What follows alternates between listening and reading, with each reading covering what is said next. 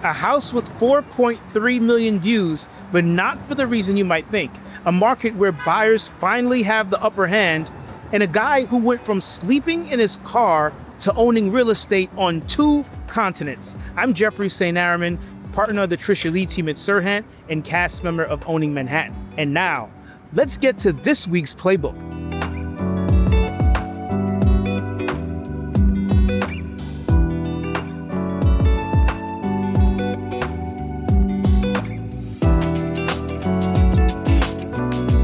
Now meet the most viewed listing on Zillow Gone Wild right now. It's not a spaceship house. It's not full of taxidermy. It's a totally normal home in Nunn, Colorado, except the previous owner is still living inside and she's not leaving. Now get this, her name is Tori McMeehan, and she and her husband bought the place back in 2006. After he died, unfortunately, in a car crash, the home went into foreclosure. She fought in court, she lost, but she's staying anyway. Meaning whoever gets this $215,000 steal also gets themselves a lovely lawsuit. So here's the deal. One investor put it bluntly, you're not just buying a house, you're buying litigation. Now, title insurance won't save you here. Even lenders are starting to get cold feet. But here's the twist. Some investors want this. One says he'd snap it up at $150,000 because the headache is the opportunity. The real move here, they say, isn't the courtroom, it's cash for keys. Now, a few $1,000 to make someone's exit easier than a fight. Now, whether that works on someone who wants her day in court, nobody knows. But that's where the deal lies. Now, speaking of buyers finally holding some power, that's happening right now nationwide. Buyers now have the edge in nearly 80% of US markets. Now, home shopping traffic just hit a record low.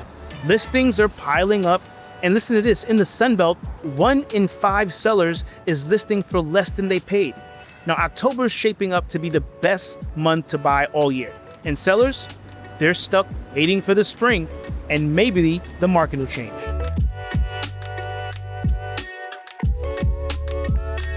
Now, from market conditions to proof that timing isn't everything, grit is.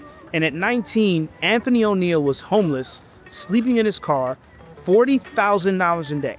He remembers splitting 2 McDonald's cheeseburgers into dinner for 2 nights straight because that's all he could afford. And that was his rock bottom. So he started reading, learning, changing his mindset. And by 29, he closed on his first home in Tennessee for $205,000 and later sold it for nearly $450,000. Today, he owns 6 properties across 2 continents, including a condo in Ghana where he now holds citizenship. And his advice for today's high-rate buyers, and listen, we've all heard this before, marry the house, date the rate, lock in the home you love, and refinance later when the numbers improve. And clearly, that formula has been effective for him.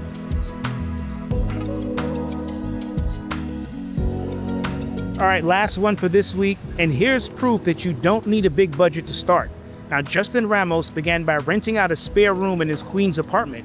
Then he bet on Waco, Texas. Yes, that Waco, the one that Chip and Joanna Gaines put on the map. Now, 2 properties under $200,000 combined, both cash flowing today. His rule?